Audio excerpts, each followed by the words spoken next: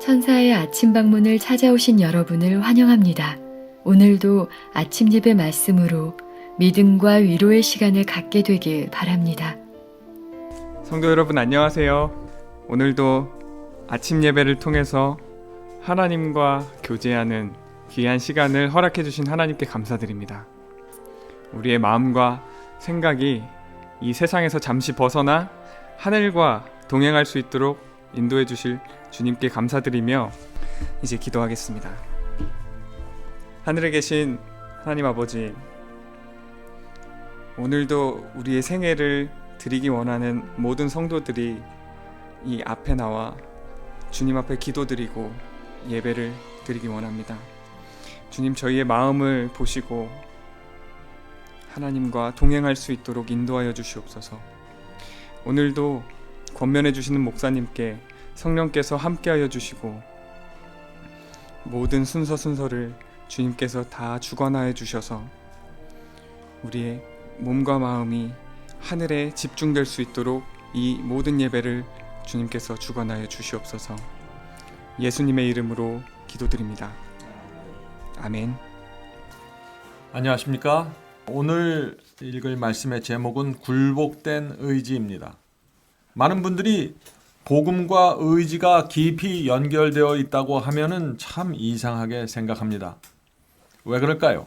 오늘날 기독교에서 이 의지와 복음이 연결되어 있는 복음을 잘 들을 수 없기 때문이죠. 거의 사라져 버렸습니다. 그래서 많은 사람들이 의지에 대한 아주 생소한 마음을 갖게 된 것입니다. 오늘 그래서 의지의 굴복이 왜 복음과 깊이 연결되어 있는지 오늘 우리가 그 문제를 좀 살펴보겠습니다. 오늘 본문 성경절은 요한복음 7장 17절입니다. 사람이 하나님의 뜻을 행하려고 하면 이 교훈이 하나님께로서 왔는지 내가 스스로 말함인지 알리라.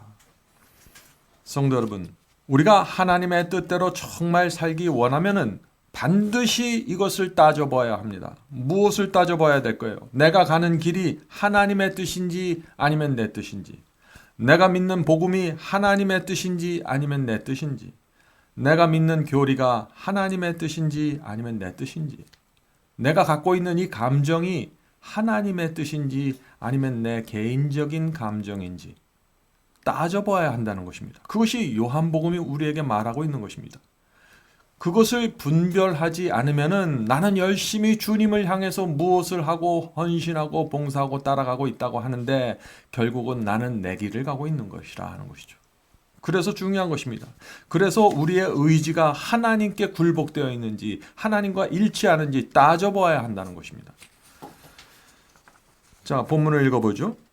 의지를 하나님께 굴복한 자들은 그리스도의 학교에서 훈련을 받는다. 자, 그리스도의 학교에서 훈련받는 조건과 자격이 뭔가요? 의지를 하나님께 굴복하는 것입니다. 의지를 하나님께 굴복하지 않는 사람들은 그 학교에 입학조차 할 수 없다는 것입니다. 왜 그럴까요? 내 뜻을 버리고 하나님의 뜻을 따라가지 않는데 어떻게 훈련을 받습니까? 훈련은 훈련하는 조교가 시키는 대로 따라와야 되는 것인데 그 훈련생이 훈련을 받지 않는 것입니다. 나는 내 뜻대로 하겠다고 주장하는 것입니다. 훈련이 이루어지지 않는 것이죠.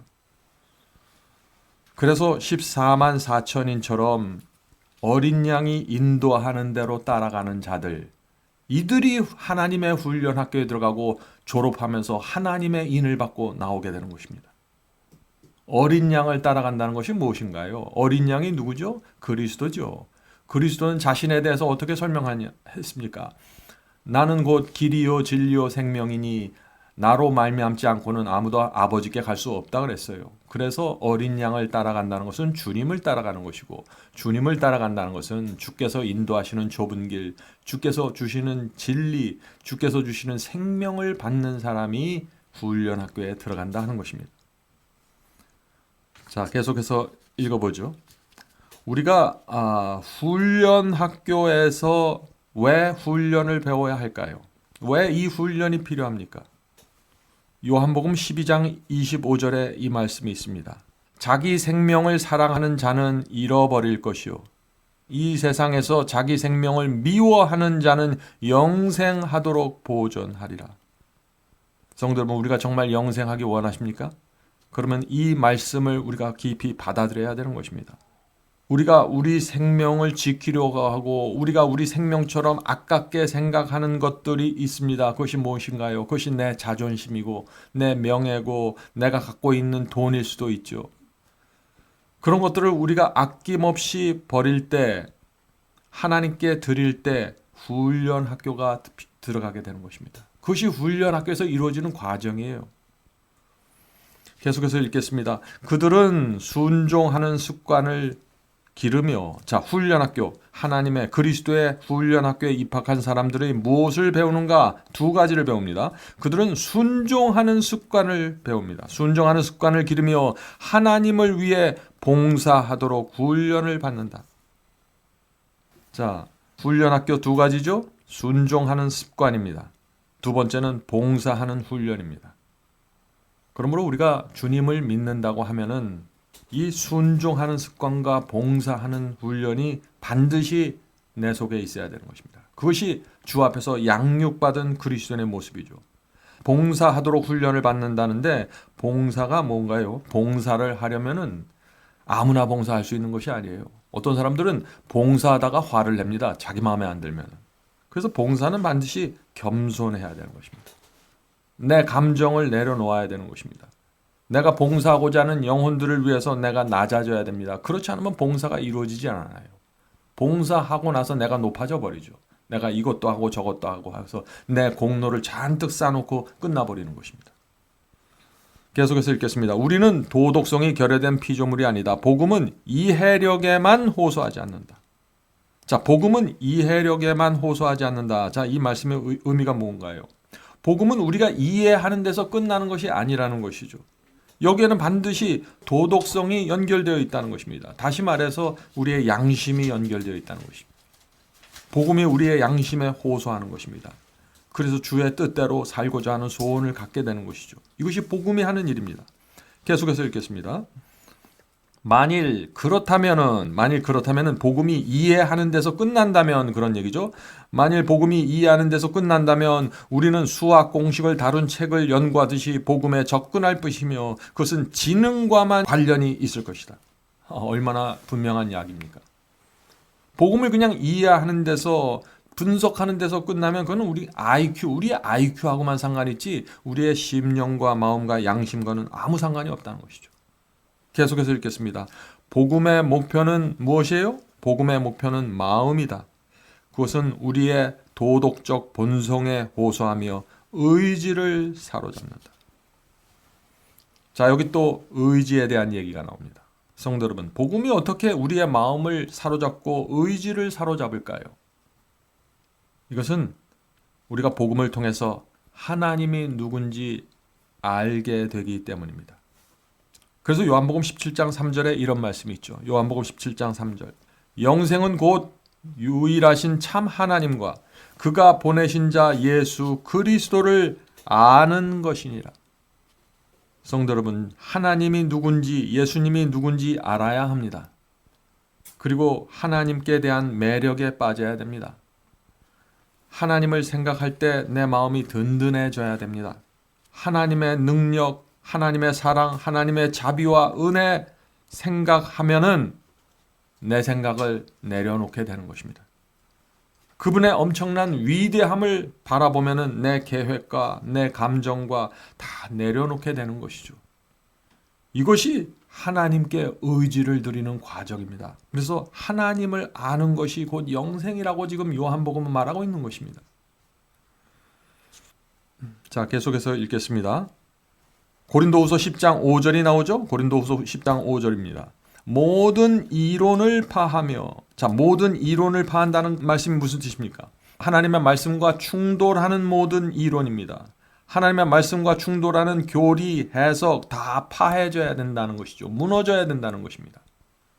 계속해서 읽겠습니다. 하나님 아는 것을 대적하여 높아진 것을 다 파하고, 자, 하나님과 대적하는 높아진 것, 그것이 무엇인가요? 인간의 자아입니다. 자존심이에요. 돈을 사랑하는 마음이죠. 내가 속한 교파에 대한 자부심입니다. 이런 인간적인 모든 것들이 다 무너져야 된다는 것입니다. 하나님 앞에서는 말이죠. 계속해서 읽어보죠. 모든 생각을 사로잡아 그리스도에게 복종케 하니. 성도 여러분, 이것이 복음의 경험입니다. 하나님이 누군지를 알면은 내 생각을, 내 머릿속에 떠오르는 수많은 생각들을 다 사로잡아서 주 앞에 놓고 이렇게 기도하게 되어 있습니다. 주님, 지금 이 생각이 하나님께서 원하시는 생각인가요? 지금 내 머릿속에 떠오르는 이 계획이 정말 하나님께서 원하시는 것입니까? 이것이 그리스도를 내 개인의 구세주로, 내 개인의 왕으로 삼은 그리스도인의 태도다 하는 것입니다. 계속해서 읽겠습니다. 영혼의 능력을 저하시키는 것은 멋대로 하는 마음이다. 자, 여기 참 노골적인 표현이 나오죠. 어떤 분들은 주님을 사랑한다고 말합니다. 주님의 은혜 앞에서 눈물이 난다고 말합니다. 그러나 멋대로 생각합니다. 멋대로 살아갑니다. 그런 분들은 복음을 자기 수준으로 끌어내려 버립니다. 내가 원하는 복음을 만들어내는 것이죠. 요한복음을 믿고 마태복음을 믿어야 되는데 자기 복음을 만들어서 스스로 믿고 가는 것입니다. 그것은 우상 숭배입니다. 하나님을 섬기는 것이 아니라 자기 복음 속에서 만들어낸 우상을 섬기는 것이죠. 그 우상이 누군가요? 자기가 되는 것입니다. 이것은 정말 두려운 일이죠. 자기가 만든 복음에 빠지면은 영혼의 능력이 사라진다는 것입니다. 당연하죠. 살아있는 신앙으로 결코 들어갈 수 없습니다. 그런 신앙 속에서는. 철저하게 하나님께 맞춰줘야 됩니다. 우리가 어떻게 감히 하나님 앞에서 다른 생각을 할 수 있을까요? 우주를 만드신 분 앞에서 우리가 무슨 생각을 할 수 있을까요? 바로 여기서 우리의 의지와 뜻과 생각을 굴복시키는 큰 원동력이 나오는 것입니다. 하나님을 알면은 영생으로 돌아가는 것입니다. 계속해서 읽겠습니다. 만일 우리가 그리스도에 대하여 배우려면 영혼은 그리스도께서 당신의 형상을 그 위에 새길 수 있도록 온갖 교만한 생각을 비워야 한다. 여러분이 정말 하나님께 나가 배우기 원하십니까? 그렇다면 하나님 말씀 앞에서 내 생각을 내려놓아야 합니다. 내 생각을 하나님 앞에서 고집한다는 것은 교만입니다. 그런 사람들에게는 그리스도의 형상이 마음에 새겨질 수 없다는 것입니다. 하나님의 말씀 앞에서 나는 그렇게 생각하지 않습니다. 내 생각은 다른데요. 교만입니다. 그런 사람들은 그리스도를 배울 수도 없고 그리스도의 형상이 그 심령 속에 새겨질 수도 없다고 말하는 것입니다. 그건 당연한 것이죠. 자, 계속해서 읽겠습니다. 여기서는 이제 어떤 사람이 거듭난 사람인가? 이제 그 설명이 나옵니다. 그리스도께서 우리를 위하여 무한한 희생을 치르셨다고 생각할 때 영혼은 부드럽게 되고 겸손하게 되어 하나님께 대한 감사로 충만하게 될 것이다. 성도 여러분, 이것이 성령 충만입니다. 여러분 정말 성령이 충만하길 원하십니까? 우리가 말하는 오늘 배운 이 경험 속으로 깊이 들어가십시오. 그것이 성령 충만의 핵심입니다. 이것이 새 마음을 받는 경험입니다. 우리의 의지가 새롭게 되는 것이죠. 성도 여러분, 하나님께서 무한한 희생을 치르셨다. 나를 위해서. 그 생각이 우리로 하여금 하나님께 두 손 들고 굴복하게 되는 이유입니다. 우리가 살아있는 한 계속해서 나를 구원하는 희생, 그것이 무한한 희생입니다. 끝이없이 이루어지는 희생이죠. 내가 죄를 수없이 짓고 주 앞에 나갈지라도 여전히 용서해주는 희생이 기다리고 있다는 것입니다. 그 희생 앞에서 누가 감히 머리를 들고 교만해질 수 있을까요? 누가 감히 그 희생 앞에서 내 뜻과 내 생각을 주장할 수 있을까요? 그럴 수 없다는 것이죠. 계속해서 읽겠습니다. 그리스도를 위하여 증거하며 우리를 구속하신 그분께 감사와 헌신을 나타낼 좋은 기회를 얻고자 하는 강렬한 열망이 성령에 의해서 생길 것이다. 이것이 성령 충만입니다. 새 마음을 받은 사람 속에 생기는 역사죠. 성도 여러분, 하나님의 그 무한한 희생이 무엇인지 정말 알면은 우리 속에서 강렬한 열망이 올라온다는 것입니다. 어떤 열망이요? 내가 어떻게 하면 내 속에 있는 이 감사와 내 속에서 올라오는 이 헌신의 소원을 하나님 앞에서 표현할 수 있을까? 이것이 거듭남의 증거이고 하나님 앞에서 새 마음을 받았고 성령 충만하다는 증거입니다. 성도 여러분, 다른 데 여러분의 관심을 돌리지 마세요. 어떤 느낌과 어떤 환상과 어떤 꿈과 어떤 계시가 문제가 아닙니다. 이것이 가장 핵심적인 복음의 중심입니다. 강렬한 열망 말이죠. 너무나 당연한 것입니다.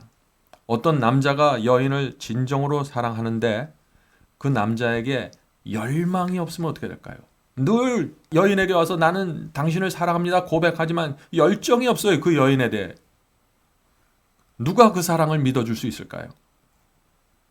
우리 속에 하나님께 대한 열망이 있으면은 표현하고 싶어 합니다. 그 표현하고 싶은 내 소원이 순종으로 나타나는 것이고 감사로 나타나시고 헌신과 봉사로 나타나는 것입니다. 그래서 이 모든 것이 사랑에 대한 열매로 표현되는 것입니다. 그래서 충성과 헌신과 순종은 율법주의가 아니라 참된 사랑의 증거라고 우리가 말하는 것이죠. 자, 계속해서 읽겠습니다. 모든 봉사에 충성과 사랑이 나타날 것이다. 그렇죠? 그리스도의 무한하신 사랑 때문에 이런 것들이 나타나는 것입니다. 교회에서 봉사할 때 충성과 사랑이 나타나야 됩니다. 선교 사업 봉사할 때 충성과 사랑이 나타나야 되는 것이죠. 설교를 하고 준비하는 봉사를 할 때 그 설교의 내용 속에 충성과 사랑이 나타나야 되는 것입니다. 그것은 자연스러운 열매입니다. 왜? 하나님의 무한하신 희생이 나를 위해서 치러졌다는 사실을 알기 때문이죠. 계속해서 읽겠습니다. 그리스도처럼 되고자 하는 불타는 갈망이 영혼을 부드럽게 하며 그 영혼은 감사하는 마음을 나타내며 하늘이 보는 앞에서 하나님의 선하심과 사랑과 동정에 감사할 것이다. 성도 여러분, 왜 이 무한한 그리스도의 사랑을 알게 되면은 그리스도처럼 되고자 하는 불타는 갈망으로 우리의 영혼이 부드럽게 될까요? 왜 그리스도처럼 되고자 하는 그 간절한 소원이 생길까요? 그것은 그리스도께 너무나 감사하기 때문이죠. 그리스도를 사랑하기 때문이죠. 나도 저분처럼 되고 싶다는 소원이 나올 수밖에 없는 것입니다. 저분은 너무나 매력적이고 아름답고 내 마음을 뺏어간 것입니다. 그래서 그분처럼 되고 싶다는 것입니다. 우리의 자녀들도 그렇지 않나요? 우리의 자녀들이 아니면 우리가 어떤 사람을 진심으로 존경하고 고마워하고 감사하면 나도 저분처럼 되고 싶습니다 라고 고백하지 않습니까? 우리가 하나님께 대하여 그런 고백을 하게 되고 그런 열정을 갖게 된다는 것입니다. 갈망 말이죠. 계속해서 읽겠습니다. 이런 사람은 즉 마음은 영향을 받지 않은 채 진리에 동의하는 것으로 끝나는 무기력한 단조로움으로 격하하게끔 억눌러 버릴 수 없는 은혜를 가지고 있다. 자, 이 번역이 굉장히 어렵게 되어 있는데 이 말씀은 이런 뜻이죠. 진리에 동의하는 선에서 끝날 수 없다는 것입니다. 하나님을 알면은. 하나님께 대한 은혜를 알면은, 그분의 사랑을 알면은 단순히 진리에 동의하는 선에서 끝날 수가 없다는 것입니다. 단순히 그저 무기력한 단조로운 신앙 속에서 끝날 수 없다는 것입니다. 기계적인 신앙에서 끝날 수 없다는 것이죠. 형식적인 신앙에서 끝날 수 없다는 것입니다. 이것은 은혜로 내 마음에 열정이 생기고 그 열정이 내 마음과 생애를 끌어간다는 것입니다. 이것이 살아있는 신앙입니다. 이것이 성령으로 감동된 심령 속에서 나오는 열매입니다. 우리 천사의 아침 방문에 오시는 성도 여러분, 이번 기회에 여러분이 복음의 중심으로 들어가게 되길 제가 간절히 바랍니다. 자, 마지막 문장 읽겠습니다. 좁은 문으로 들어가기 위하여 애쓰는 일이야말로 얼마나 안전한가. 자, 좁은 문으로 들어가는 길이 뭔가요? 내 의지를 하나님께 굴복하는 것입니다. 그것이 가장 안전하다는 얘기죠. 인간이 하늘의 횃불을 받을 수 있는 곳은 하나님의 제단뿐이다. 성도 여러분, 우리가 하늘의 횃불을 어떻게 받을 수 있을까요? 성소에 있는 번제단 위에 내 자신을 들여서 바치는 것입니다. 내 자신을 태우고 내 생애를 불태우는 것이죠. 하나님을 위해서. 그것이 가장 안전하고 가장 행복하고 가장 성령이 충만한 생애라는 것입니다. 오늘 이 자리에 모인 우리 모든 성도들 그리스도의 학교에 입학하기로 하나님 앞에 우리의 마음을 바치게 되기를 간절히 바랍니다. 자, 기도하겠습니다. 하늘에 계신 아버지, 오늘 저희가 그리스도의 학교에 입학하기로 동의합니다. 서약합니다. 선서합니다. 주여 저희를 받아주시고 저희가 이제 우리의 의지를 하나님의 뜻 아래 내려놓으니 주께서 저희를 하나님의 훈련학교에 입학시켜 주셔서 훈련시켜 주시옵소서. 훈련받기 원합니다. 훈련생처럼 그 학교에서 시키는 대로 움직이고 그 가운데 우리의 영적인 근육이 살찌고 강건해지기를 원합니다. 살아있는 신앙으로 들어가길 원합니다. 성령이 충만하고 은혜가 충만하고 사랑과 순종의 열매가 분명하게 나타나는 그런 생애가 되길 주여 원합니다. 저희가 이 세상에서 원하는 것이 없습니다. 단지 원하는 것은 하나님께서 주고자 하는 그 영적인 경험이 우리 속에 분명하게 새겨지는 것입니다. 주여 도와주시옵소서. 또 함께 기도하는 성도들 중에 이 어렵고 슬픈 세상 속에서 고통당하는 영혼들이 있습니다. 병으로, 경제로 고통당하고 있습니다. 주여 불쌍히 여겨주시고 그 고통의 구덩이여서 건져주시옵소서. 하늘의 심령으로 이 모든 것을 잊고 주님의 품 안에 거할 수 있도록 도와주시옵소서. 이 모든 말씀 예수님의 이름으로 간절히 기도드립니다. 아멘.